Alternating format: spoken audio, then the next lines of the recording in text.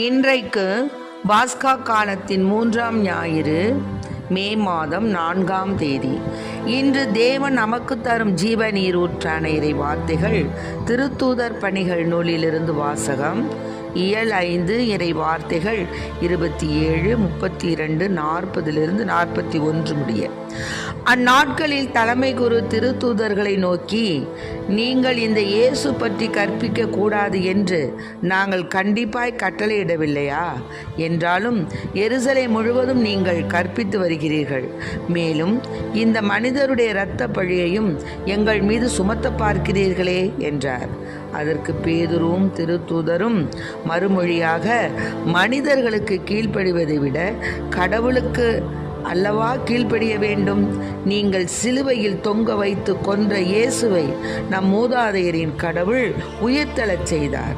Israel மக்களுக்கு மனமாற்றத்தையும் பாவ மன்னிப்பையும் அளிப்பதற்காக கடவுள் அவரை தலைவராகவும் மீட்பராகவும் தமது வலப்பக்கத்துக்கு உயர்த்தினார். இவற்றுக்கு நாங்களும் கடவுள் தமக்கு கீழ்ப்படிவோருக்கு அருளும் தூய ஆவியும் சாட்சிகள் என்றனர். இனி இயேசுவை பற்றி பேசக்கூடாது என்று திருத்தூதர்களுக்கு கட்டளையிட்டு விடுதலை செய்தனர். இயேசுவின் பெயரை முன்னிட்டு அவமதிப்புக்கு உரியவர்களாக கருதப்பட்டதால் திருத்தூதர்கள் மகிழ்ச்சியோடு தலைமை சங்கத்தை விட்டு வெளியே சென்றார்கள். ஆண்டவரின் அருள்வாக்கு. இறைவா உமக்கு நன்றி. இன்று தேவன் நமக்கு அருளும் ஜீவ நீர் ஊற்றான இறை வார்த்தைகள் திருத்தூதர் பணிகள், அதாவது திருத்தூதர் பணிகள் நூலில் அந்நாட்களில் தலைமை குருவெல்லாம் என்ன செஞ்சுருக்காங்க, திருத்தூதர்களை நோக்கி, நீங்கள் தான் அவங்கள தான் இயேசுவை பற்றி கற்பிக்கக்கூடாதுன்னு சொன்னோமே அப்படின்னு நாங்கள் கண்டிப்பாக சொன்னோமே, அதையே நீங்கள் கேட்குறதில்ல, அந்த கட்டளை உங்களுக்கு கொடுத்தோம் இல்லையா, நீங்கள் பேசாமல் இருக்க வேண்டியதானே, ஏன் அந்த மாதிரிலாம் வந்து செய்கிறீங்க அப்படின்னு சொல்லி அவர்களை போய் அதட்டுனாங்க. அப்போது அவங்க சொன்னாங்க, அப்புறம் சொல்கிறாங்க, அந்த மனிதருடைய இரத்த பழியையும் எங்கள் மீது சுமத்த பார்க்கிறீர்களா? அவங்க தானே இரத்த பழி அவங்க மேலே தானே இருக்கட்டும், பரபாசை விடுதலை செய்யும், பரபாசை விடுதலை செய்யும்னு சொல்லி கத்துன மக்கள் இப்போ இரத்த பழியை எங்கள் மேலே சுமத்துறீங்களான்னு கேட்குறாங்க. மனசாட்சி இல்லாமல். நிச்சயமாக அது அந்த பழி அவங்கள சேர்ந்தது தான். ஆண்டவரை எப்படியெல்லாம் கொடுமை செஞ்சு எப்படியெல்லாம் அவரை வந்து கல்வாரி மலையில் பலியிட்டாங்க. அவங்களுடைய அகங்காரமும் அவங்களுடைய கோபமும் அவங்களுடைய அந்த இறைவனை சித்திரவதை செய்து கொன்றார்கள்.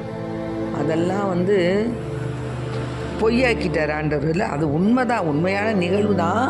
ஆனால் அதிலிருந்து கடவுள் ஆண்டவரை உயிர்த்தெழச் செய்தார். ஆக உயிர்த்து இந்த மாதிரிலாம் வந்த உடனே அவங்களால அதை நம்ப முடியல.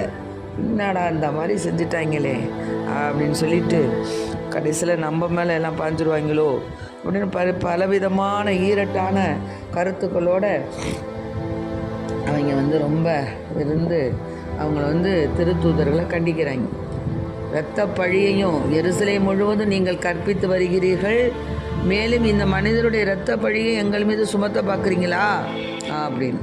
அதுக்கு பேதுரும் திருத்தூரும் சொல்கிறாங்க, இங்கே பார்ப்பா, மனிதருக்கு கீழ்ப்படிவதை விட கடவுளுக்கு தாப்பா கீழ்ப்படியணும். நீங்கள் சிலுவையில் தொங்க வைத்து கொன்ற இயேசுவை நம் மூதாதையின் கடவுள் என்ன செய்தார் தெரியுமா? உயிர் பெற்று எழ செய்தார். இஸ்ரேல் மக்களுக்கு மனமாற்றத்தையும் பாவ மன்னிப்பையும் கொடுக்கறதற்காக தான் கடவுள் அவரை தலைவராகவும் மீட்பராகவும் தமது வலப்பக்கத்துக்கு உயர்த்தினார். புரிஞ்சுக்கிட்டீங்களா? அதனால் இவற்றுக்கு நாங்களும் கடவுள் தமக்கு கீழ்ப்படிவோருக்கு அருளும் தூய ஆவியும் தான் சாட்சிகள். பார்த்துக்குங்க, இதுக்கு நாங்கள் தான் சாட்சி, தூய ஆவியானவர் தான் சாட்சி. எங்களை ஒன்றும் நீங்கள் செய்ய முடியாது. அவரை நீங்கள் சிலுவையில் அரைஞ்சிங்க, ஆனால் நம்ம மூதாதையர் கடவுள் உயிர்த்தெழ செய்துட்டார். அதனால் இயேசுவின் பெயரை முன்னிட்டு அவமதிப்புக்கு நாங்கள் உரியவர்களாக இருந்தாலும் நாங்கள் மகிழ்ச்சியோடு நாங்கள் இருக்கிறோம் அப்படின்னு சொல்லி தலைமை சங்கத்தை விட்டு போனாங்க. ஆக மனிதருக்கு பயப்படுவதை விட ஆண்டவனுக்கு பயப்படுவது மேல். இதை மனசில் வச்சுக்கோங்க. இன்றைய தினம் இதை கேட்டுக்கொண்டிருக்க அன்பார்ந்த பிள்ளைகளை, நீங்கள் எந்த சூழ்நிலையிலும் இறைவனுக்கு கீழ்ப்படிவதை விட மனிதருக்கு கீழ்ப்படியணும்னு நினைக்காதீங்க. கடவுளுக்கு முக்கியத்துவம் கொடுங்க, அவருடைய ஊழியத்துக்கு முக்கியத்துவம் கொடுங்க, அவருடைய செயல்பாடுகளுக்கு முக்கியத்துவம் கொடுங்க, கடவுளுடைய காரியங்களுக்கு முக்கியத்துவம் கொடுங்க. அப்போ பாருங்கள், கடவுள் நம்மை உயர்த்துவார். என்னுடைய வாழ்க்கையிலும் நாங்கள் எத்தனையோ முறை இறைவனுக்காகவே, அதாவது அவருக்கு நம்ம நேரத்தையும் காலத்தையும் ஒதுக்கும் பொழுது தேவன் நிச்சயமாக நம்முடைய காலத்தையும் நேரத்தையும் ஆசீர்வாதமாக மாற்றுவார். இது என் வாழ்வில் நான் கண்ட உண்மை. கடவுளுடைய காரியங்களுக்கு நாம் முக்கியத்துவம் கொடுக்கும் பொழுது நம்முடைய காரியங்களை இரட்டிப்பான ஆசீர்வாதமாக மாற்றுவார். ஆமென். ஆகவே அன்பு பிள்ளைகளை, இதை கேட்டுக்கொண்டிருக்க அன்பார்ந்த பிள்ளைகளை, என்னப்போ முழு பூசை போய் காணணும், ஞாயிற்றுக்கிழமை கடன் திருநாட்கள் முழு திவ்ய பலி காணணும் அப்படிங்கிறத மனசில் வச்சுக்கணும். அரை பூசைக்கும் கால் பூசைக்கும் ஏதோ நம்மளால் போனோம் வந்தோம், காலை நீட்டினோம் கையை நீட்டினோம் ஒடியாந்தோன்னு இருக்கக்கூடாது. அப்படியே முழு பூசை கண்டாலும் நல்லதொரு பாவ சிங்கத்தனம் செய்து திருப்பலியை காண வேண்டும். நல்ல மறைவுரையை கேட்க வேண்டும். மறைவுரை போடும்போது வெளியில் போயிட்டு வேறு வேலையெல்லாம் செஞ்சு முடிச்சுட்டு வரக்கூடாது. ஒன்ஸு கடவுளுக்காக நம்ம போயிட்டோன்னு சொன்னோம்னா அவருக்காகவே அந்த நேரத்தையும் காலத்தையும் ஒதுக்கி முழு மனதோடு நொறுங்குண்ட மனதுடையர்களாய் இறைவன்பால் நம் மனதையும் நம் ஆன்மாவையும் அவர்பால் ஈடுபடுத்தி நம்முடைய திருப்பலியை நாம் காண வேண்டும். இதுதான். ஆகவே திருத்தூதர்கள் பாருங்கள், அவ்வளோ அஞ்சு பயந்து நின்னாங்க.